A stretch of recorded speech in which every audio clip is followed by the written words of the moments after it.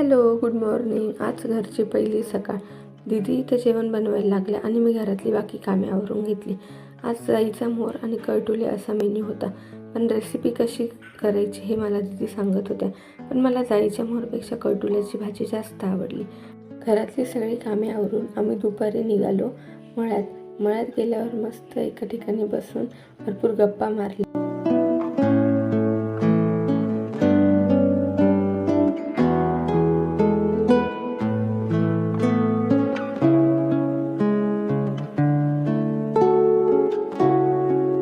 येता आम्ही ऊस आणला होता.